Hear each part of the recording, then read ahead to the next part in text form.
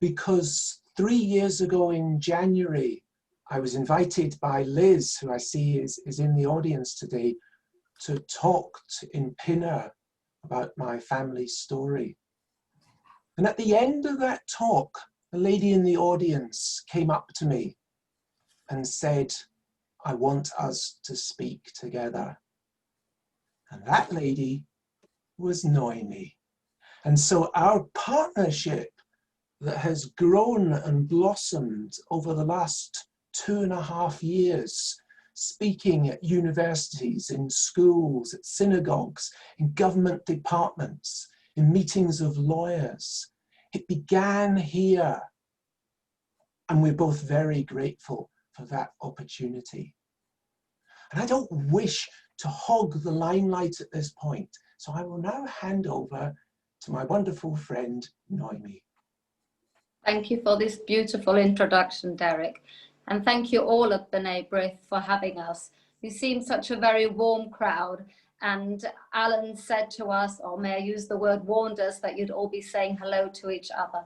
But no warning was needed, because it made Derek and I feel very much part of your B'nai B'rith family. And what a wonderful start, honor and privilege it is to be with you tonight and tell our stories. So yes, we met at B'nai B'rith, so it has a very special place. And I'm very grateful that Derek agreed to become my partner. And it really stemmed from a question I asked myself, is how can we educate our youth and make Holocaust education relevant to the youngsters and people today? When I first started my talk at the universities together with Derek, and it was at Manchester University, I asked the students, why should you care? Why should you care about something that happened to a bunch of people that you might not know very much or nothing about over 70 years ago? And of course, in a way, I ask my question that, why? I ask myself that question, but slightly different. Why did it happen? How could it happen? My father, my mother too is a child survivor, said never again. Can it happen again?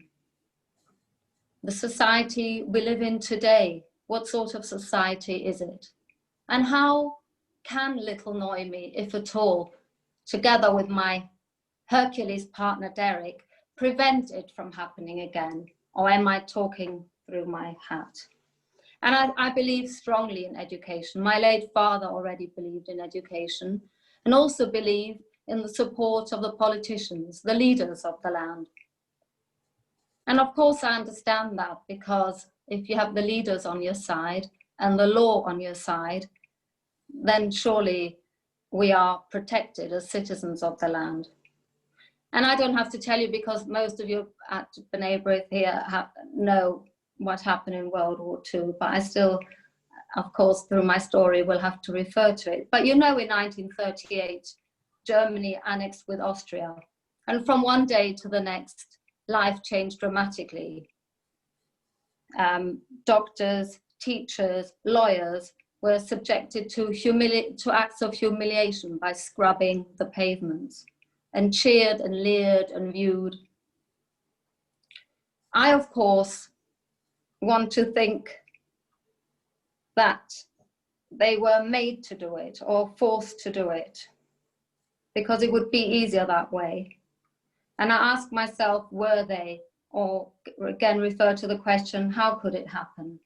And I have various theories, which I'd like to share with you, and then a little bit go into the story of my parents, just little outlines, if I may.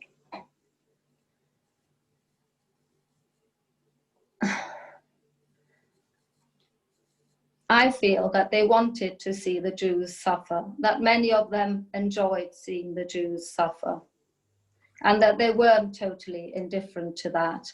And they didn't necessarily dehumanize the Jews. They saw them as people.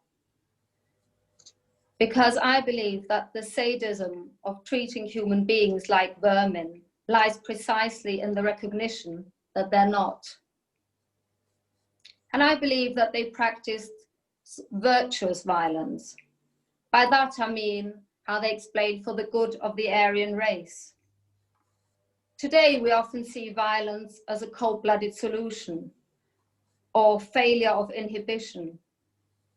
But I felt here, morality was being a motivating force, which would answer one of my questions. How could it happen at a time when religion and morals were high? So I felt they impelled people to violence because they made them understand in their propaganda they could regulate certain social ways and certain race types. And by that, they gave permission to impose suffering and death and made it ethically gratifying.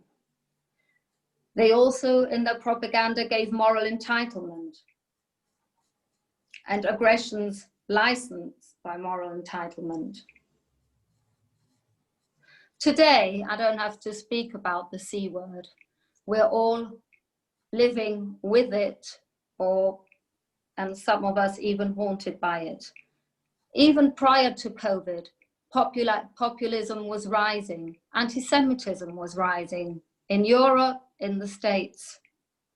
We live, I feel, in a great time of unpredictability, made worse by the COVID virus. So much is still unknown. We're looking for leadership. Leadership is meant to give us clarity, stability, and a certain form of rhythm.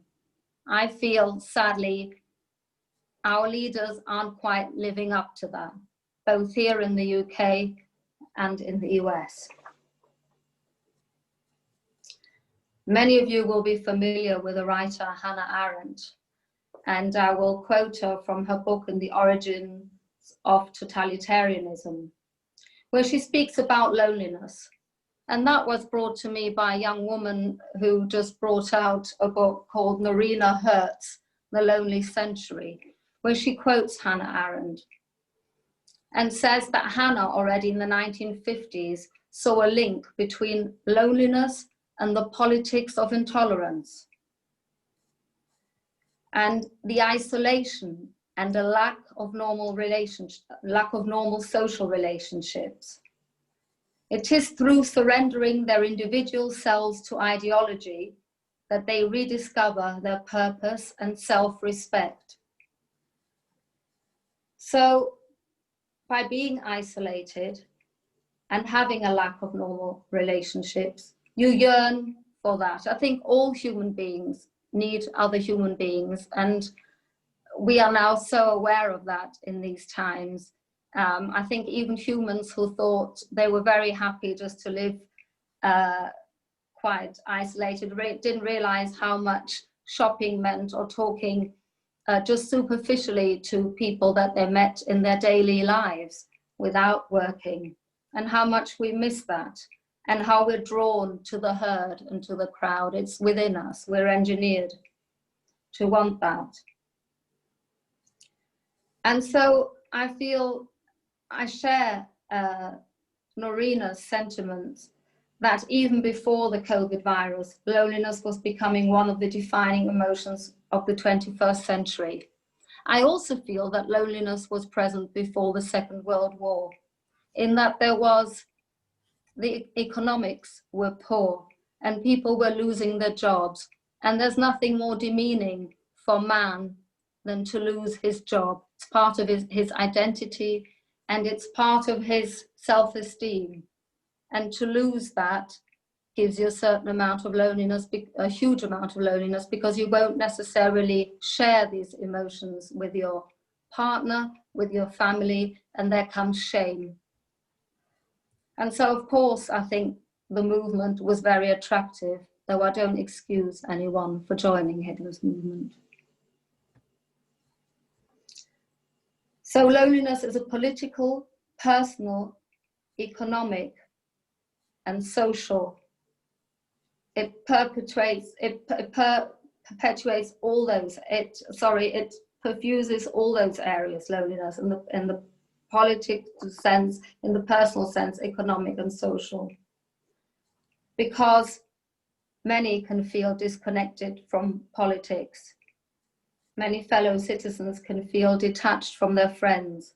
Many have lost work or can't go to work.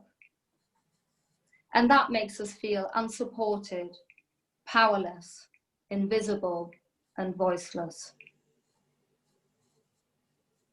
And I think that's very dangerous, because naturally we'll be looking for a new crowd and a new joining and a new movement and a new religion. Now I will turn to really why I feel I want to talk and tell you about my story. Because I'm the daughter of, like Alan so kindly said, Ernst Israel Bornstein, my father, who was in 7 concentration camps over 4.5 years, and my mum, Renée Bornstein, who was 10 years old when she was arrested in France at the Swiss-French border and imprisoned in the Prison du Pax in Annemasse, and questioned at gunpoint by 2 Gestapo officers, together with her older sister Helen, aged 13, and younger brother Joey, 9. My mother today was interviewed for the Holocaust Memorial Day Trust. And when she spoke about her story and reliving her story, I can see how much today, she's 86-year-old, how much that little girl of 10 is still there today, and how traumatized she is and how affected she is, and how it actually at that moment made her quite ill emotionally. Now, I confided in Derek, and Derek taught me really how to speak together with his dear wife Sarah, and we've become very good friends, that my mum never told my dad in their married life that she'd been through her own experiences, because she felt that her suffering was much less than my father. And I said to my mum, and she's accepted that human suffering is incomparable.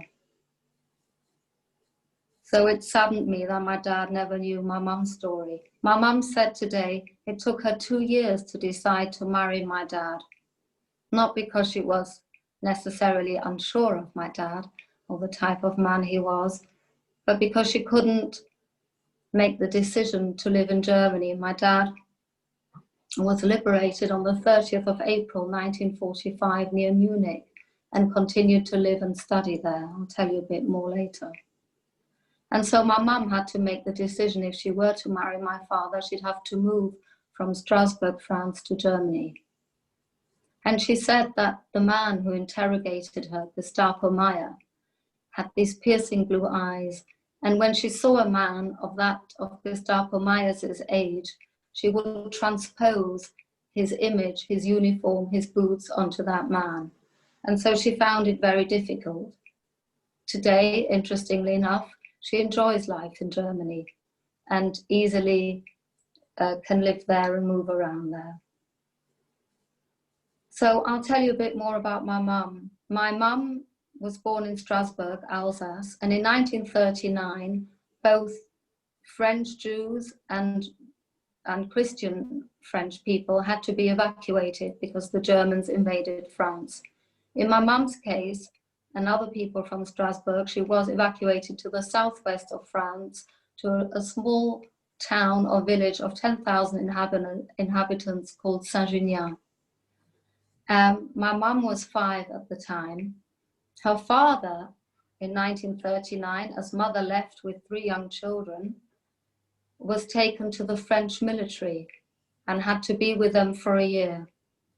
So my mum's mum had to find a place herself. They traveled for 2 weeks on the train, staying overnight in various places, and then they were housed in one room in the attic of a building where there was no running water and no toilet, which they already had in those days in Strasbourg.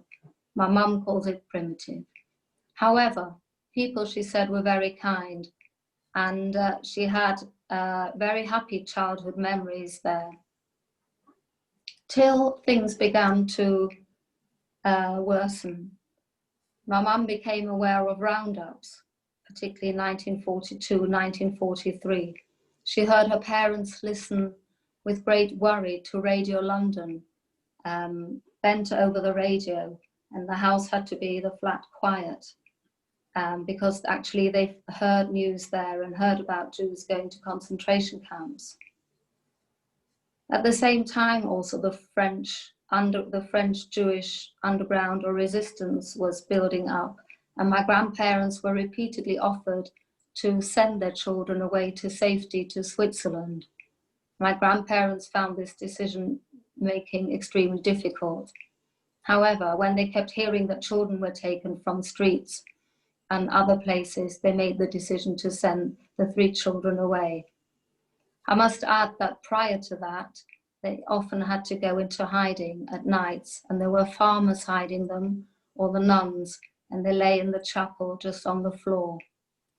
The kind farmer did it at the beginning in 42, but when these people were told that they too would be punished and shot like the Jews if they were found hiding Jews, the kind farmer lady explained to my grandparents that she could no longer hide them. So my mum, then aged 10, and her older sister Helen 13, and younger brother Joey 9, left on their own for the first time the family home, together with 2 other children with a strange group leader. At first they stayed in a convent nearby in Limoges for about 2 weeks. There the nuns wanted to convert them. My mum said that Judaism was something that ran very deep, and she refused, even though they were threatened to go to hell if they were to be killed. And the nuns said it would be very likely, being Jews, that they would be killed. So this little girl, as my mum said today, lost her childhood almost overnight. From somebody, obviously a child of 10 is in normal circumstances not confronted by death. And my mum at that point kept saying, really, why? We hadn't done anything. We hadn't done anything. I'm sure no child of 10 has done anything.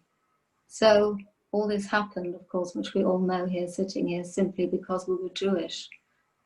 Because no longer were we afforded the laws like any other citizen in France or Germany or other countries in Europe. That was taken away. And in part, Renee's life, my mum's life, was taken away, certainly her childhood. And so the nuns got them up at 6 o'clock. They had to learn to pray, had to go to the chapel, and on the whole were kind, but repeatedly offered to baptize them with a threat that when, not if they get killed, but when they get killed, they would go to hell. And as an example, my mother says to this day, she can see this 15-year-old girl in front of her, whose parents were murdered in front of her, and she had lost her mind, and she had been baptized. But my mum, if you want to use the word, was strong, or like she says, the faith was deep, even though they came from a traditional family, not ultra-Orthodox, and she stayed true to her faith. And so the journey continued, and they arrived at the big station in Lyon, which was full of people and full of officers and extremely intimidating. No longer were they given the same right like another to be protected by those in uniform. Those in uniform imbued great fear. They mounted the train in Lyon and went travel towards the Swiss border. A few of them hid in the toilets because they were so scared of facing the men in uniform. They arrived in Annecy and were greeted by a heroic group leader, the name being Marianne Con, a young 22-year-old girl who altogether had managed to smuggle 200 children across the French-Swiss border into freedom and safety. My mum met Marianne and to this day has an extremely warm memory of her and actually loved Marianne, which was remarkable. Marianne must have had tremendous chemistry because most of the children felt exactly the same. My mum, by then, my mum was joined by children from all over France, and her group made up 32 children. And Marianne gave them warmth and reassurance and said, children, you don't need to worry. you'll be safe with me and I will take you to safety. They were meant to continue their journey on the train, but Marianne said something changed and they needed to go in a van. My mum to this day doesn't know the real reason what had changed. They went in a lorry and were stopped about an hour or so into the journey by 4 Gestapo men who went out of their Citroën car and interrogated Marianne. A few minutes later, a huge truck of German SS officers approached with sniffer dogs as well. One boy, my mum said today, already had his foot in the Swiss border, 1 foot. The border was made up, wasn't a visible border, it was a huge field and there was an invisible line which divided Switzerland and France. But he was shooed back. My mum and the group of children were taken to a holiday home. The Gestapo followed the group of children because Marianne said she was taking these children on holiday because there were bombings going on at the station in Lyon and she wanted to help the railway workers there, and the children needed to be away from that environment. And the Gestapo asked the head of this camp where Marianne then took them, which was still in France, not in Switzerland, if they were expecting this group of children. My mum's group was made up of boys and girls, and this woman replied that she was only expecting boys. My mum many years later found out that she was a collaborator with the Germans. So the older children were immediately sent to the prison in Annemasse, and my mum stayed there for a few hours and in the middle of the night was moved to the prison in Annemasse. During this time, she was repeatedly asked, "Are you Jewish? What's your name? Where do your parents live? What's your parents' address? What's their name?" And this went on. My mother and her siblings were interrogated daily in a small cell by 2 German Gestapo officers, one pointing the gun to her head. On one occasion, my mum recounts, was a boy lying on the side who had been tortured, lying there lifeless. She remembers his name, Leon Sonnenstein. There was a kind man in prison who welcomed the children and who visited daily and brought them food, though my mum doesn't remember anything about the food. And this gentleman was the Lord Mayor of Annemasse, Jean Defoe. He visited the children daily to make sure that I believe they were treated correctly. He was friends officially with the Gestapo. He was appointed by Vichy France, so was officially on the Gestapo's side. As the days passed, Marianne was submitted to torture, hot and cold bath. And on one occasion, my mum saw her come back in the evening with her head double her size, swollen and unrecognizable. And on that occasion, Marianne said to the children, "Children, tell them everything, reveal your true identity." My mum says they were given false identities and false ID cards, which weren't even fully finished. The Gestapo really knew that they were Jewish, I'm sure of that, yet they wanted it from the children's mouth and they tortured the children daily. My mum was questioned daily, which caused, you can imagine, great fear during the questioning, before and after. Anyway, the Lord Mayor saw, it was by then 1944, summer 1944, and a war was coming to an end in France. And the Gestapo had a chat with the Lord Mayor saying he doesn't know how to dispose of the children. And they were already digging trenches. And my mother understood that they were to be shot. And the Lord Mayor said, "I will facilitate your way to Germany. I'll help you to get across the Swiss border. You leave the children to me." And the Gestapo said, "We'll only leave the children to you if you make sure that they don't escape. If they escape, we will shoot you too." And if at any moment we want the children to be returned, you must return them to us. And the Lord Mayor had to sign a pact. Only recently, 18 months ago, we met the descendants of the Lord Mayor. It was my mum's strongest wish to thank him.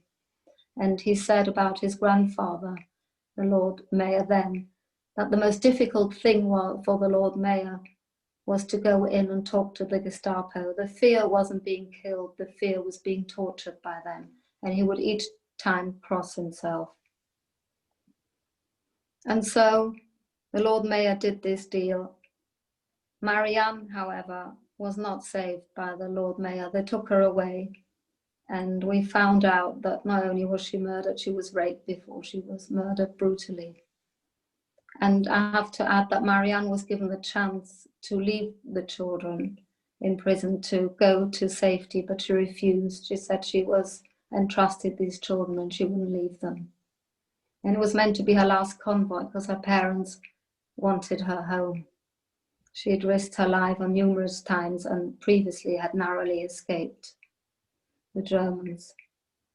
My mum was then taken to Geneva, housed by the Red Cross in a hotel that was converted to a children's refugee centre, and was only reunited with her parents in November who had survived.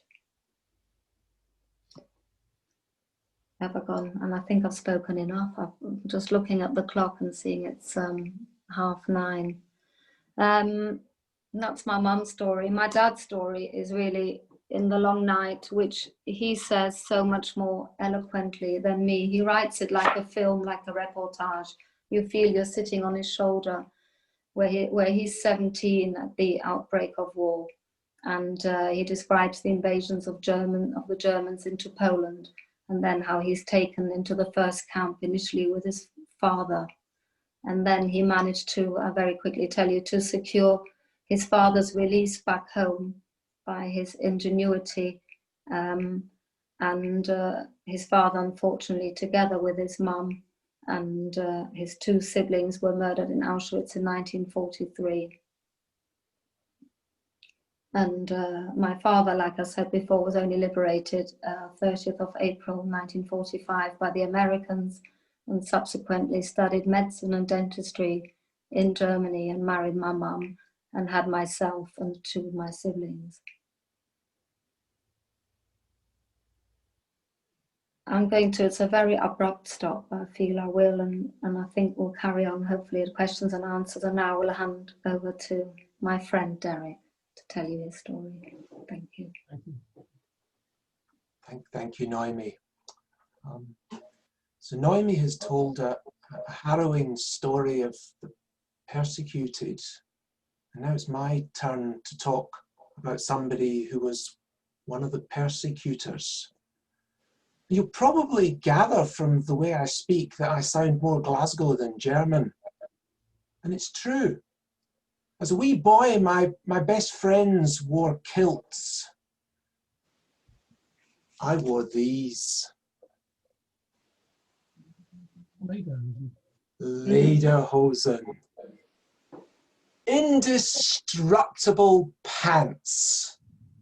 My brother and I would wear these in the garden, and we'd slide around in the mud, and they stayed firm and strong. Here they are 50 years later, as good as when they were made. Washblown durch Technique, Germany's greatest invention. But here was the thing, and my mother only told me this a couple of years ago.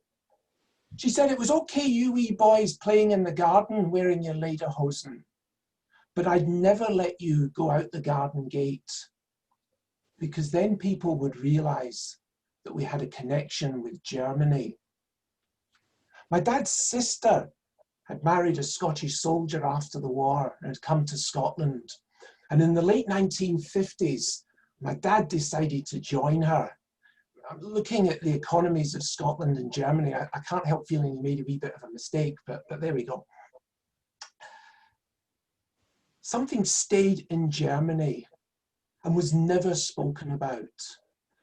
And the story I'm going to tell you now was hidden from me and the rest of the family until I was 50 years old. I'm going to share my screen with you now, and you will see photographs that I and my wife and my brother and my cousins had not seen. And they tell a dark, shocking story of a very ordinary man.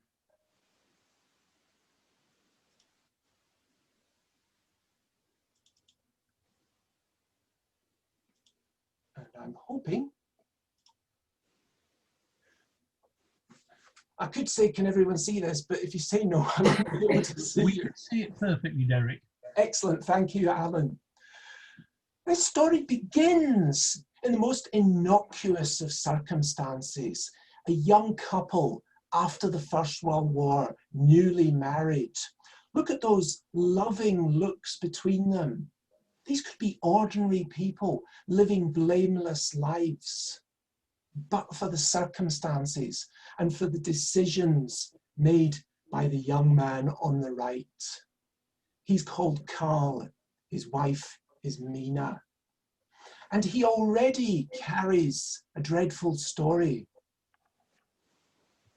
The cursor shows the ribbons, the story of 4 years of war, fighting at Somme, Ypres, wounded at Passchendaele, taken prisoner by the French, and kept in captivity, not until the end of the war, but until March 1920, until after the Versailles Treaty had been signed.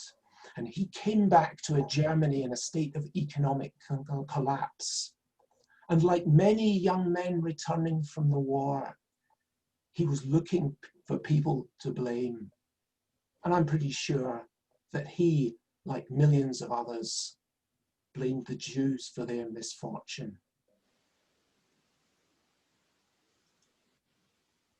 But for years, life went on in a very ordinary way after they were married. Here's a shot of their first 2 children. My grandfather had been a bank official in the Pied Piper town of Hameln. He moved to Dortmund. And here we are, Christmas 1927. 2 children. My grandfather was a very good photographer. This is an ethereal scene. He's like any father who wants to take photographs of his children. He's a family man. As an old soldier, he would take photographs. Here, a photograph taken in the market square in Dortmund. Remember, at this time, photographs cost money. Every photograph that Carl takes has significance for him. There are no swastikas in this photo. This is taken before the rise of Hitler.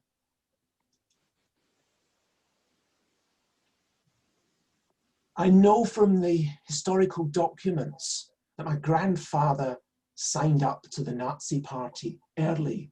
He signed up in 1930. He was in a city where the Nazi Party was very much in the minority. Only 20% of the Dortmund population voted for Hitler in 1932. This was a city of iron and steel. You can see the chimneys in the background. My grandfather is taking not 1, but 2 photographs of a stormtrooper parade. This was akin to a Protestant march through Catholic Belfast. This was an act of incitement to violence, and people would be killed on these marches. This march is going through a communist district of Dortmund. It's provocative. By now, we have moved on to the summer of 1933. How do I know that? Because my dad is in there. Carl now he's not only a member of the Nazi Party, he's an official in his spare time. He gets to wear well, he looks like Oliver Hardy, really. He gets to wear the uniform. He goes round people's doors, knocking on their doors at night and asks them for their political affiliations. And if they don't accord with the Nazi Party, the government now, then he's supposed to report them to the Gestapo.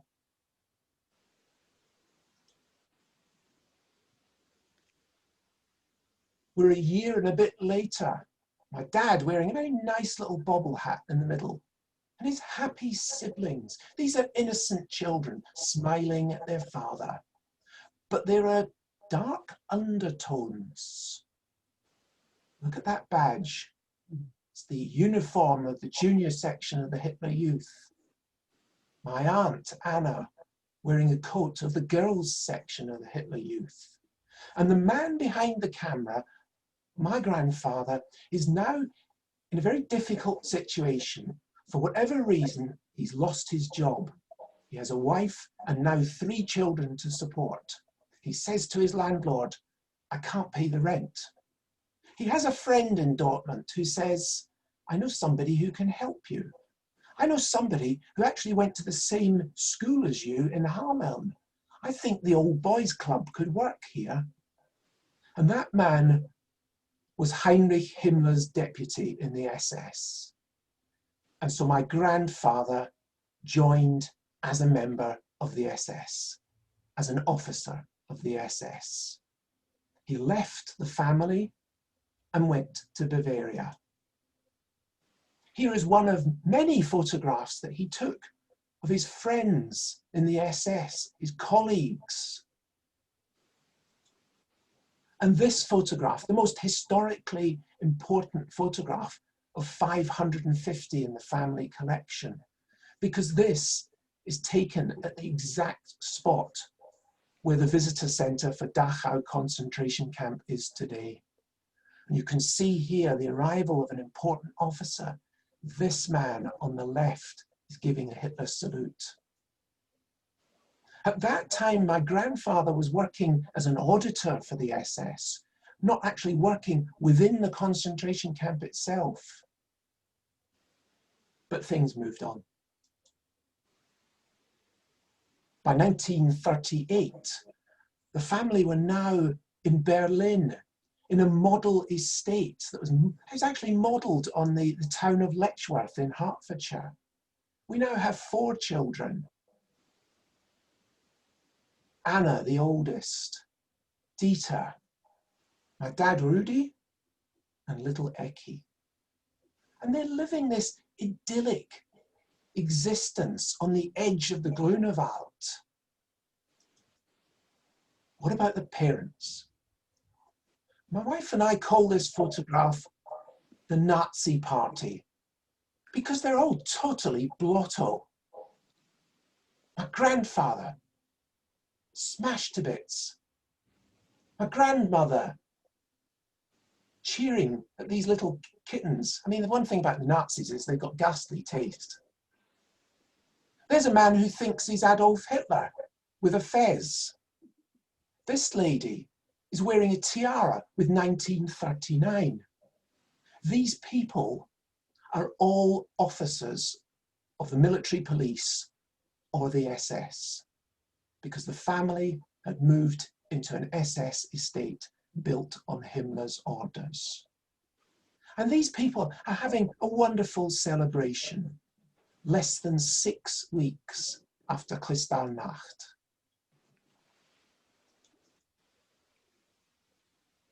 What emerges from dozens and dozens of photographs is a situation of dissonance. The war has broken out when this photograph was taken. People are dying. The Jews are being persecuted in great numbers already. But for this family, life goes on with great happiness. And there is happiness, there's joy in this photograph. There's my Aunt Anna with a wardrobe malfunction. There's my dad hitching up his trousers so high that it's amazing he managed to have 2 children. Little Ecki playing with his brother's belt. What was your father like? I said to my dad. He said he was a very distant man. He said he could remember him going off to work. A chauffeur would drive up and take him into Berlin. And then he was going on business trips that would last for days at a time. He would come back, and no sooner was he back than he'd be going off again. When he wasn't away on business. He was in a world of his own, gardening as he is here, lost to the family. My dad told me of people coming to the house to do jobs. There were tailors, there were plumbers, there were electricians, and they would fix things. And my dad told me, very carefully, not telling me very much, he told me how these people in striped uniforms came to the house and they built a bunker here for the family. They were, of course, inmates from Sachsenhausen. My dad's older brother was taken out of school at the age of 16. That was his education finished. He was sent to little gun emplacements and he would try to shoot at the Allied bombers going over. And before he actually started this, he went to a training camp to learn how to be a soldier at the age of 16, 17. And the one thing I can say about my Uncle Dieter is that he was a rubbish photographer. This is him capturing his fellow recruits. He didn't understand about losing heads and feet. Yeah, that's him again. This boy soldier. And many of you will have taken your sons at 18 to university. My grandfather in the middle of this photograph took his son to die because he signed up for the Panzers, the tank regiment, where the chances of survival were 5%. And this was the last photograph taken of my uncle, Christmas 1944. 2 days after this photograph was taken, he went off to fight and was never seen again. At the end of March 1945, my uncle told me that his father came back to the house and said, "We're being relocated to the Alps." The whole family set off with other SS families in trucks and jeeps. They travelled down the length of Germany to a place that my grandfather knew very well. And my wife and I travelled there at the same time of year to the same place. It was Dachau. Before I went to Dachau, I rang my dad, who's slipping into dementia. And when people slip in dementia, sometimes they tell stories that they really would rather they had kept hidden when they were of better mind. My dad told me how the family were housed in a barracks hut next door to the concentration camp. And I apologize in advance for this passage. This is the hardest bit of this talk.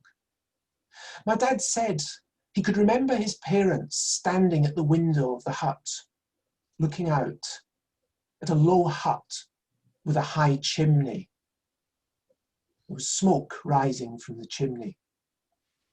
His mother said, "You know what they're doing in there?" His father said, "No." She said, "Well, they're killing them. They're killing the Jews and they're burning their bodies." His father said, "No, they wouldn't do that." His mother said, "Of course they would. Can't you smell the flesh?" By now I knew exactly who my grandfather was. I knew that he was a manager of slave labor. His factories were concentration camps, Dachau, Auschwitz, Buchenwald. His workers were slave laborers. I went into the archives at Dachau and said to the officials there, "Is it just possible that my grandfather could have gone to these places and not understood what was going on? Could he possibly have seen these skeletal figures, the beatings, the killings, the piles of bodies? Could he not understand?" And they said, "It is impossible." I walked out of that archive and I have no recollection of my wife Sarah taking this photograph. That was the low point. And that's the tough bit. We left Dachau just as the family had left Dachau. They only stayed for 2 or 3 days. They travelled into the Alps. They travelled into a valley at the exact same time as we did. That same valley with snow still on the ground. They went to the very top of the valley where they knew there was a hut that had been used to house German soldiers. And there they stayed for the rest of the war, hiding from the Allies. On the day the war ended, my dad saw a jeep driving up this track with 4 heavily armed American soldiers. They jumped out, they grabbed his sister, turned her around, stuck guns in her back, and said, "Take us to your Nazis." And my dad watched as his father was taken out, beaten up a bit, and driven away. And he didn't see him again for 3 years. The rest of the family, they no longer had the father there with them. They went down to the nearest town. War had ended. That day they arrived. The Americans, as any soldiers do at the end of war, were playing with the little kids. There's my dad wearing an American soldier's helmet. My Uncle Eki there with a little paper hat that an American has made for him. After a few weeks, they made it back, not to Berlin, but to Hameln, to stay in a cramped flat with my grandfather's in-laws. My father did not remember his father being away for 3 years. He has no recollection of it. Here we are in 1950 and how things have changed. My grandparents looking much older than 60s. My grandfather now released from an internment camp. My aunt at the front, she would go back. She'd married a Scottish soldier, she'd had a child. She would go to Germany every summer and she would stay for 3 months. Except in 1950, she stayed through May, June, July, August, September, October. In November, the elephant in the room was finally addressed. When are you going back to your husband? My aunt said, "I'm not." Her father said, "Go back to your husband." He was a bigot. He was a Protestant bigot. He was a bigot, just like his father-in-law. My dad and his uncle standing behind them. And there in the middle, the photograph of the dead son. War, persecution, the innocent suffer. This boy was killed at just 19. My grandmother showed this photograph above her bed for herself for the rest of her life. Only she penciled out the SS lapels. There's a great irony that my grandparents were buried opposite the Jewish cemetery in Hameln. And as I researched the story and wrote about it, there was one man who was my guiding light. His name is Bernhard Gelderblom. His father committed atrocities in Poland, and Bernhard told me he could accept that, but what he couldn't accept was that his father had said, "I would do it again." When Bernhard retired as a history teacher, he decided to dedicate the rest of his life to telling and teaching the young people of Hameln and the neighboring villages about the Jewish communities who had lived in their towns and villages. Not only that, he persuaded their parents to restore the graves that had been smashed by the Nazis. He was my guiding light. And I have another guiding light now. It's Noemi. This is a story of 2 families. A family on the right, wanting to share the story, to pass it on, to warn in future, for us to learn. And then the wee Glaswegian family on the left that wanted to keep it hidden. I vowed not to keep it hidden. And now, coming together with Noemi to talk to people of all faiths and all backgrounds, we do our best to encourage kindness and toleration for others. Thank you. Well, thank you very, very much indeed to the two of you. I'm almost speechless. I would now, I know that you are prepared to take questions, so let me just see. If you would like to ask a question, please use the button that's on the participants there, which you can actually press. It raises a hand, or send me a message using the chat line and I will respond to that.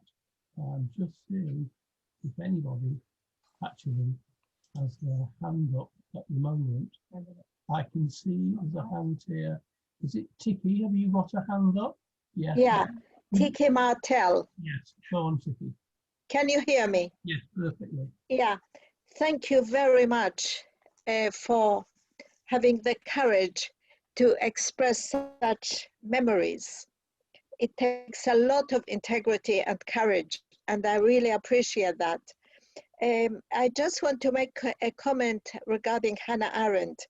Hannah Arendt didn't suffer, in my opinion, any form of loneliness. She herself admitted that she lacked empathy. And in the trial of Eichmann, she came to Israel, and she was not invited by Israel, but by the New York Times magazine. And she talked about the banality of evil. She almost reminded me, with cold-bloodedness, she reminded me of the historian Tacitus, that he was so anti-Jews. And not only that, she didn't have empathy to her race, because she was the lover of Heidegger, and he was a Nazi until his dying days. And after in the late, when he was old, and in the late 70s, she went to visit him, and she rekindled her friendship with him. She is not, in my opinion, an example at all. And it's very disheartening when we have people like her amongst the Jewish community. And Derek, special thank you to you for, I'm sure it's very painful for you to recall such incidents in your life. Thank you. Thank you. David Lewin would like to ask a question. David, if you'd like to mute yourself. Yeah, I'm muted. Hello, and thank you for a very moving recounting of your experiences. I thankfully am free of that. My parents escaped to Palestine in '33, and I grew up a free person in Palestine, later Israel. But in my adulthood, I created an organization called Search and Unite, which to this day is trying to bring people together who were lost or separated as a result of the events of World War II. In 1997, we attended a conference in Berlin organized by the Second Generation Trust, which was attempting to bring together children of perpetrators and children of victims, and did so very successfully. And that was largely the work which Professor Dan Bar-On, the psychiatrist in Israel, was doing. He was working with children of both groups and coined an area of psychiatry which dealt with the trauma passed from one generation to the next by dint of silence of the parents. Sadly, Dunbar-On died very early and his work stopped. But one of the people involved at that time was the son of Martin Bormann, one of the arch Nazis, and that son was very, very much the opposite in his opinion and his ways to that of his parents. I don't know whether you've ever come across that. I just wanted to give you the sort of background in case you haven't. I certainly have, yes. Yes, I have, yes. It's tremendous initiative, yes. Thank you. I think you make a very interesting point about the psychological effects on the generation below. My father, his surviving brother, and his sister were each in different respects mentally scarred, I think, by hiding what they knew. Yeah. Sorry. And what was very interesting was the levels of anti-Semitism shown by the three siblings. My aunt, who was born in 1923, was virulently anti-Semitic for the rest of her life, such that if she went shopping with her granddaughters in Glasgow, she would come to Goldberg's department store and say, "That's a Jew." And her grandchildren would have to say, "Look, Gran, you can't say these things." My dad worked for some years in New Southgate, and his best friend was Jewish. And he had an ambivalent attitude to anti-Semitism. He never shook it off. He could be friends with people on an individual basis, but he still held this crazy, warped philosophy that the Jews will always succeed. And he could say on one hand, yes, it was wrong what Hitler did, but the Jews got our house in Berlin. I mean, it is extraordinary. It is unbelievable to any sensible person. But I guess if you'd had however many years of indoctrination, it's difficult to shift that. My uncle, my grandfather, my father's younger brother, I think shows no more anti-Semitism than the average German. And indeed, he and his wife fully supported everything I've done, every step of the way. They are the antithesis of Nazis. They raised two little girls who were orphaned in Chernobyl, who would have been called Untermenschen. And they have supported certainly my work right through. And indeed, when I spoke to them last time but one, they were talking about Noemi and I going to Germany to speak, and they would help facilitate that once this virus is over. Thank you for that. The interesting thing to me is that the Jewish people created an organization called Amcha, which is the Yiddish term for your people, which is the common man, so to speak, in Yiddish. And that deals with the health, psychological and psychiatric help for children of who had experienced the trauma. The Germans, on the other hand, did nothing to help their damaged next generation, and that I have never ever understood.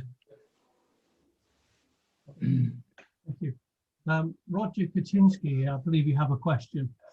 Oh yes, I just wanted to say that I had the good fortune to be at that meeting at the Pinner Synagogue that Derek referred to before, and I really just wanted to observe that, having only been to Germany once or twice, the way that the German people have tried to expunge their guilt and mark their guilt, particularly by building the Holocaust Memorial in Berlin and putting down the stumbling stones on the streets of Berlin, recording the fact that Jewish inhabitants who'd been deported to the camp had lived in those houses or on those streets.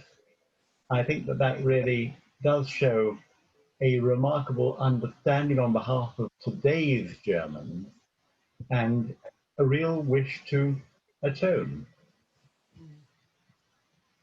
Would either of you like to comment on that at all?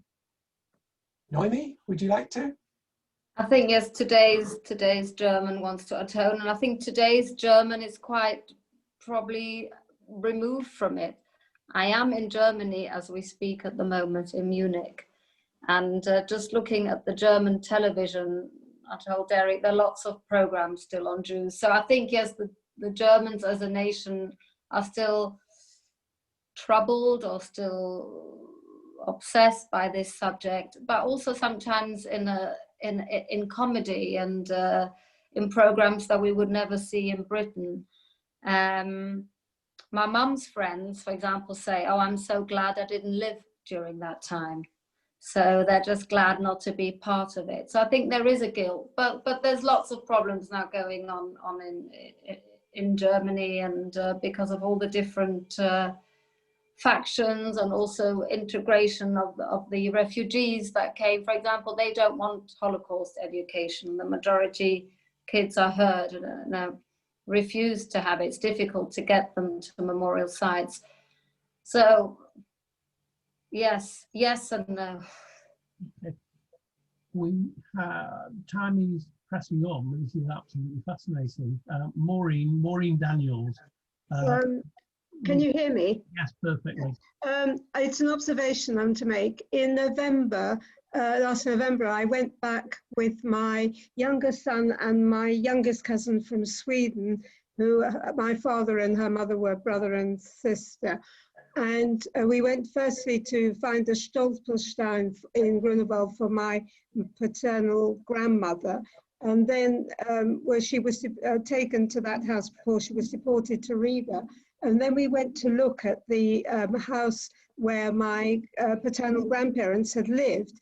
And the lady came out of the house. In fact, we were looking at the wrong side of the, but in any case, when we said that our grandparents had lived there, she sort of stood back for a moment and thought that we might be coming to actually try and get back the flat, but we weren't. But it's this thing that I think there are Germans still who are very nervous that people will still be coming back trying to get back their property. She in fact took us around the flat, and because she said it was a mirror image of the flat where our grandparents had lived, because they beat those people away. But I felt very strange being in this house thinking my grandparents had lived on the other side of the wall, and yet there was slight detachment. And at the very end of our trip, where we also went to Weissensee and found various gravestones from family, was that I said, it's very strange, the three of us are standing here, but if there had never been a war, we wouldn't have been born, we wouldn't have been here. And so I felt very much more detached this time when I went to Berlin than when I had before. But it is the experience of this lady standing back, thinking that we were trying to come back and get the house. Okay. Thank you. That's very, very interesting. I would now like to close the meeting by asking George Summerfield to propose a vote of thanks to Naomi and Derek. George. I feel very privileged today to give you this vote of thanks. It's been an amazing story that each of you have told tonight, and I do admire the fact that you were able to tell us about your past in such a formal way with us. Let me just say that most of us within B'nai B'rith have got memories of our own. I have my brother Peter and myself. I was born in 1933, the very year that Hitler came to power, and I was in Berlin, living there with my parents, and left. And I have another life story. And left at the last moment and came to England just a week before the war began. But since then, both Peter and I have been giving talks both in England and abroad. In Berlin, we have found at the Jewish Museum in Berlin that the schools do come on a very regular basis. so that there is still a lot of work that is being done in order to tell the youngsters today of what happened in the past. I'm very very aware of the fact that both of you have written books, and I do hope that these books achieve wide publicity, because it's so important, as things are at the moment, that we all are aware of what has happened in the past, so that it may never happen again. So on behalf of all of us who've been listening to you today, I should like to thank you and suggest that we all give you a round of Would applause. everyone please unmute themselves? If you'd like to unmute your microphones and join me with George in showing our appreciation to Derek and Naomi. Thank you very much. Thank you.